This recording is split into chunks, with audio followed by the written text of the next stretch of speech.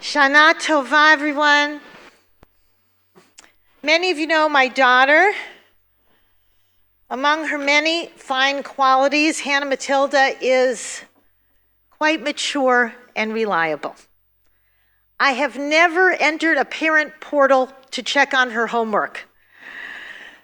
Thank God. Nor have I ever received a call from a teacher telling me that she missed an assignment. But every once in a while, when I realize that things have piled up for her, I'll check in and ask how she's managing with her schoolwork and her extracurricular activities. I'll stand at her bedroom door by the mezuzah and I might say, HM, how's it going with all those deadlines? And usually she looks at me with a kind of inscrutable smile and she says calmly, time is a theoretical construct. On one level, of course, she is right. Albert Einstein himself said, for us convinced physicists, the distinction between past, present, and future is an illusion, although a persistent one. It's not only physicists who say that time is an illusion, theologians say so too. God, by definition, transcends time. My mother has often quoted her friend Uri Simone, who observed, since God is beyond time, God can remember what it is that you're about to do. Although we can acknowledge that in some ways time is a construct, on a daily basis, time is very real for us humans, including for physicists and theologians and even 11th graders. In profound ways, Rosh Hashana is about time. Today is the birthday of the world. It marks the beginning of time. This holiday also reminds us that time is limited. Another year has gone by. We don't know, as the Machzor says, who will live out the limit of their days and whose life will be cut short. We pray to be inscribed in a book of life that surpasses this life and time as we know it. We acknowledge in our liturgy that a person's life is like a fleeting cloud, and yet each of us merits the attention and judgment of the eternal God. Rabbi Tarfon, first century sage, was wont to say, the day is short, Hayom Katzar, and the work is plentiful, and the laborers are lazy. But the reward is great, and the master of the house is insistent. It's a poignant image about our time and spiritual task. The day is short. In this brief time we have on earth, there is so much work that we need to do to heal ourselves and to heal the world.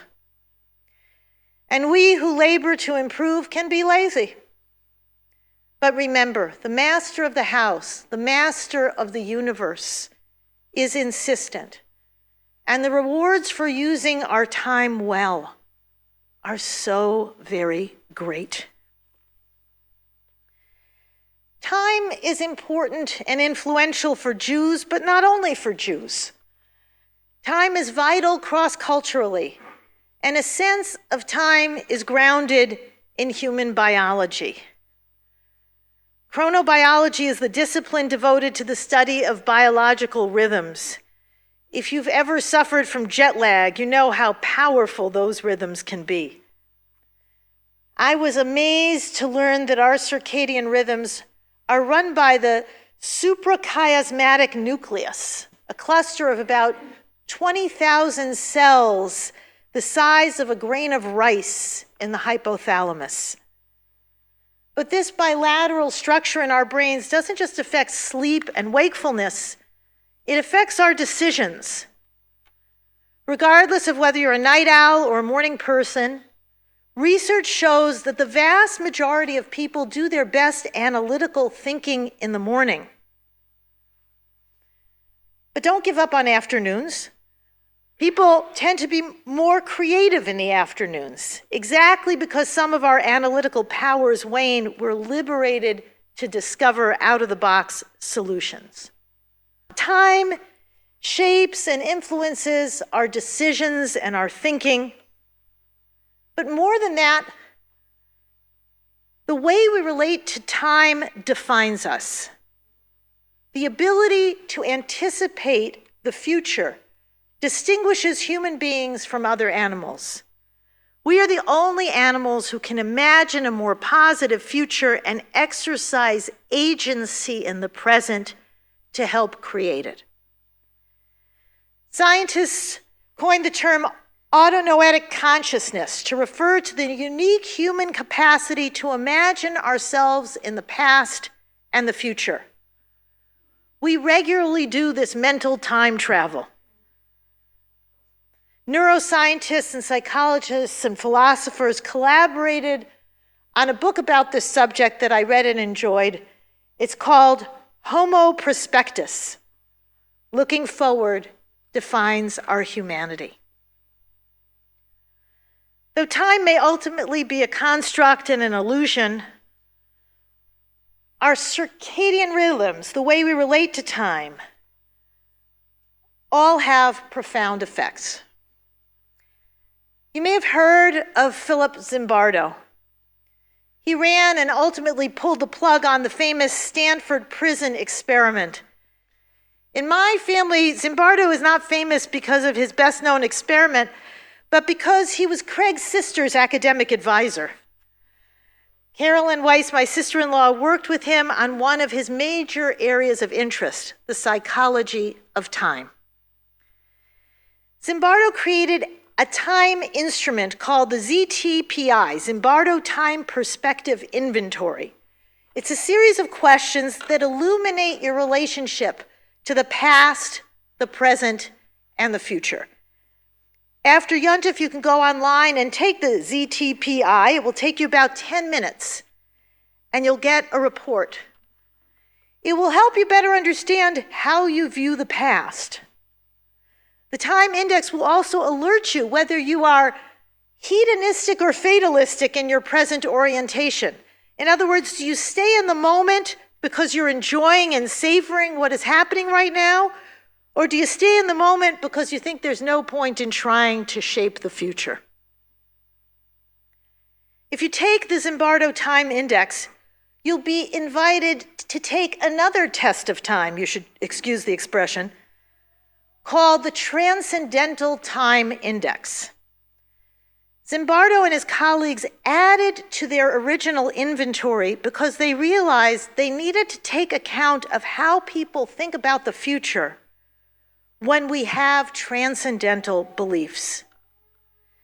If you believe the Messiah is coming, if you believe there is life beyond this earthly plane, if you believe in the eternality of the soul or the constancy of the Jewish people from generation to generation, if you believe that the universe is a friendly place that was created out of love and not randomly, then any of those beliefs will contribute mightily to your relationship with time.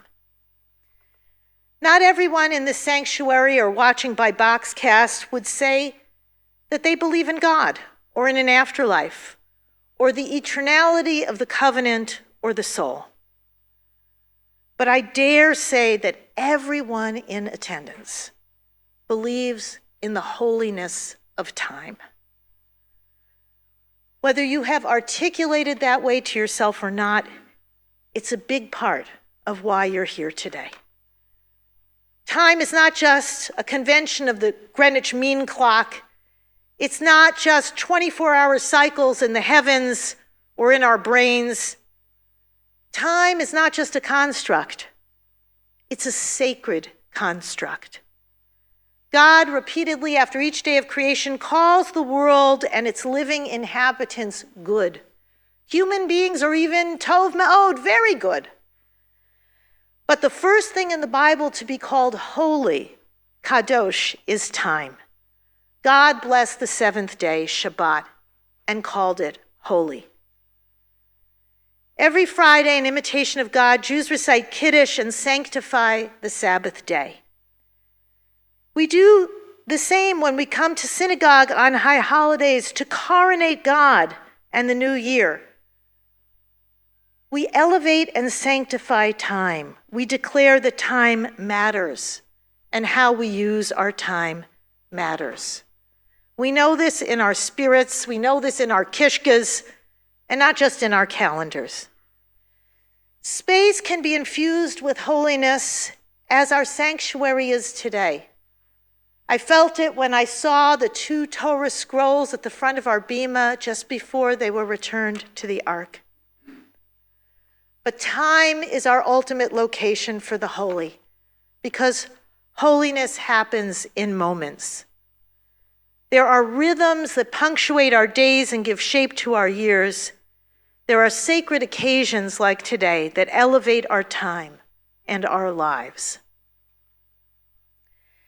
Psychologists like Zimbardo believe that there is an optimal time perspective that we can work toward once we unpack our assumptions about time. Ideally, you want to maintain positivity about the past.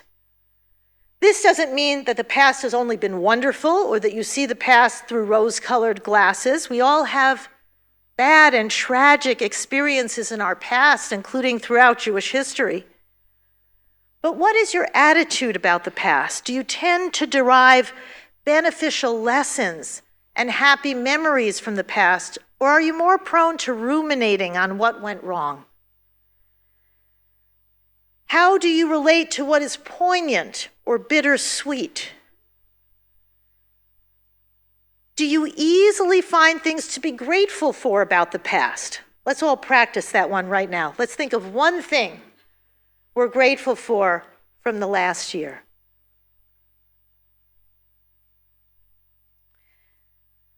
Zimbardo recommends that we reach or maintain a moderately high score for positivity about the future. We don't want to be so pie-in-the-sky optimistic that we don't lift a finger to address problems or confront obstacles. And we certainly don't want to fail to use our agency or to despair of creating a better future. Zimbardo likewise recommends mostly positive enjoyment of the present. We want to be engaged enough to savor our blessings, but not so highly present-minded that we take undue risks for immediate gratification. And we don't want to fail to plan for the future. Some of our biggest mistakes and even our gravest sins happen because, you might say, we're in the wrong time zone. We all know people who are mired in the past, either because they're endlessly reliving their glory days or because they're rehearsing mistakes or past offenses against them. Whenever we are stuck in the past, we're probably neglecting our present relationships or our future prospects. It's possible to overfocus on the present moment. Some people risk losing relationships for the momentary satisfaction of hurling that one devastating insult. How many of us, myself included, neglect diet, exercise, or sleep that would help us live longer and better because we spend too much time on things that seem more important or more enjoyable right now? Yet sacrificing the now for the future can also be overdone. If we only invest money and barely spend it, we compromise our enjoyment and our generosity today. When our kids are too future-oriented, it's damaging. You have to go to the right preschool, to get into the right elementary school, to go to the right high school, and then you spend most of your time worrying about getting into the right college. With that kind of future orientation, when does learning happen? When do our kids get to enjoy life or take justifiable pride in their accomplishments? Judaism has a perspective that can help us keep past, present, and future in healthy balance. With regard to the past, we're not so much attached to history as to memory. The root zachor remember, occurs 169 times in the Bible. That makes it a dominant refrain. But remembrance is selective. Not everything from the past deserves a place in our current thinking. We remember slavery in Egypt not to collapse into self-pity or to take revenge, but so that we might develop more compassion for the slave, the widow, the orphan, and the stranger. We remember true evil like Amalek so that we don't live in denial or fail to root it out today. The 10 Commandments tell us, remember the Shabbat and why to keep it holy.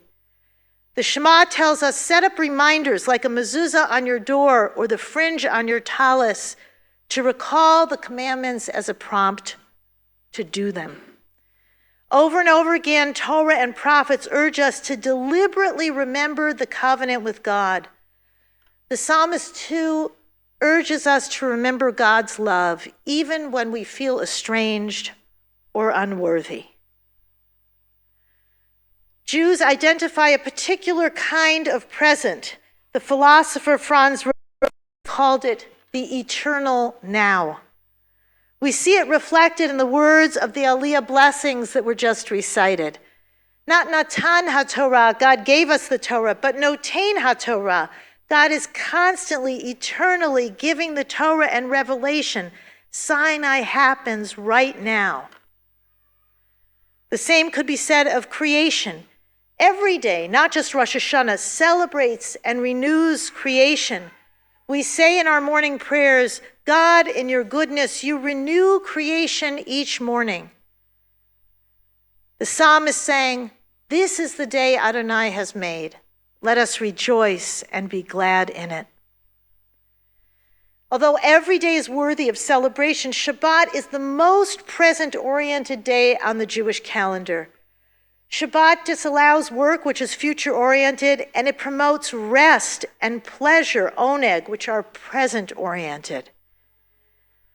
Shabbat is time that we devote to being rather than doing, to family and community rather than financial or professional advancement. Shabbat is a time for appreciating the world right now as it is, not for changing or managing it for a better future. And the Jewish calendar directs us to this immersion in present moment consciousness one day out of every 7. One of the most famous present moment statements in Judaism is a simple question posed by Hillel. If not now, when? It's a great question to ask yourself about tshuva. If I won't change now, then when? It's a great question to ask about time itself. If I won't examine and rebalance my relationship with time now, then when?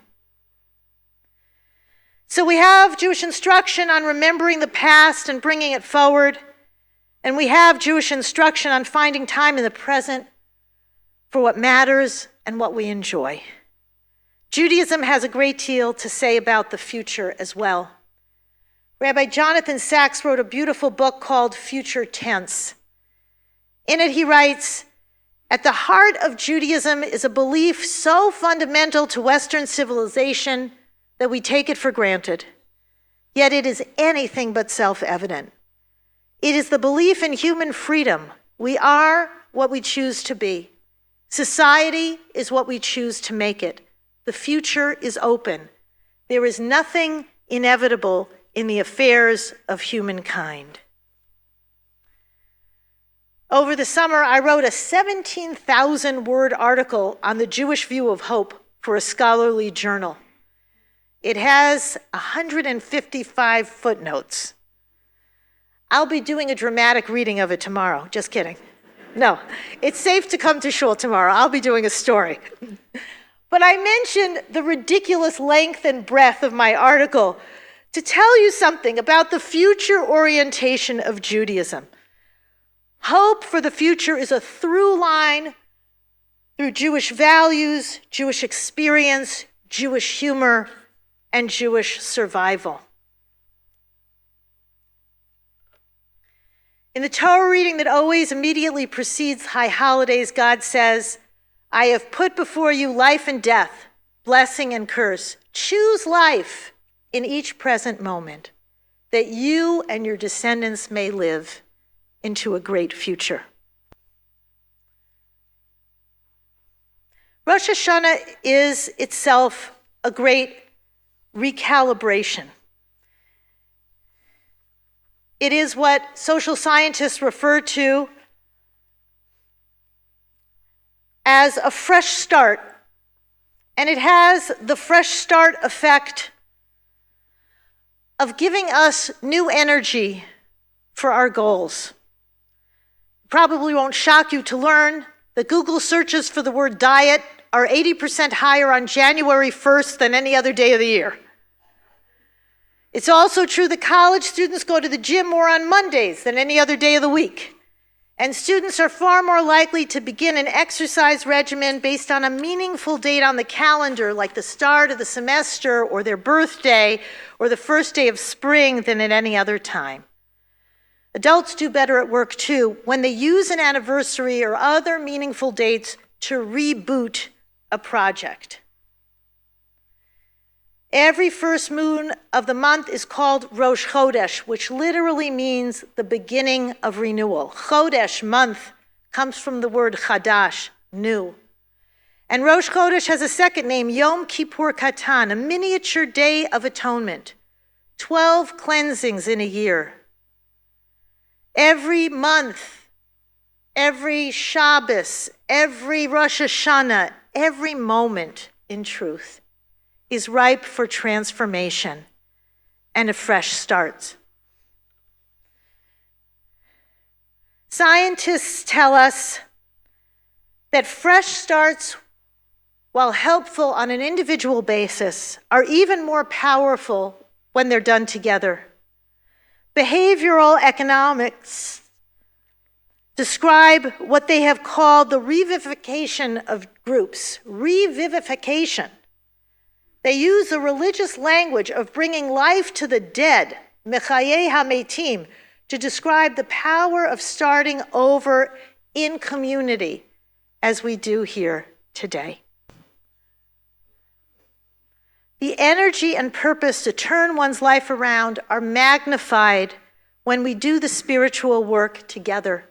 Torah says so, the Jewish calendar says so, the entrainment and support of community tells you it is so, and science agrees.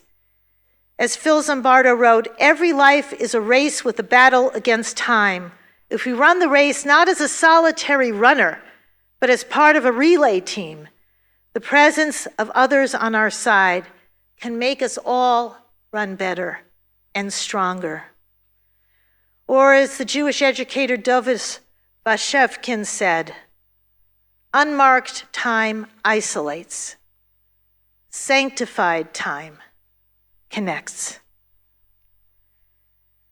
So I want to end this drash with a little time travel. First, let's enter into this present moment. Take a deep breath. If you're sitting near a loved one, take their hand, or feel the seat beneath you supporting you. This is what it is to be here now. Consider the best of the past. What is one thing you learned or experienced in 5782 that will serve you well for years to come? Call it to mind now and bring it forward.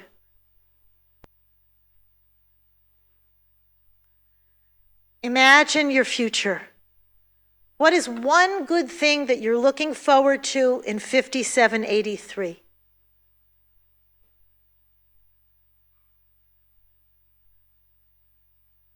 What is one way you can have a hand in making the year better for someone else?